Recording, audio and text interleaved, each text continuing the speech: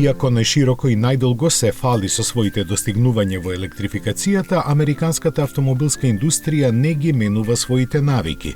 Според извештајот на Агенцијата за заштита на животната средина, просечната потрошувачка на возилата од минатата моделска година изнесува високи 9,26 литри на 100 поминати километри.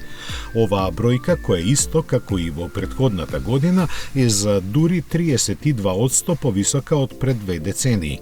Нормално, лидери во потрошувачката се детроитската тројка, посебно Stellantis, чија гама забележа просечни 11,04 литри на 100 километри. Од друга страна пак, емисиите на јаглерод диоксид кај новите автомобили се намалени и изнесуваат 216 грама по километар, но навистина разочарувачки е тоа што за нив американските аналитичари велат дека се рекордно ниски.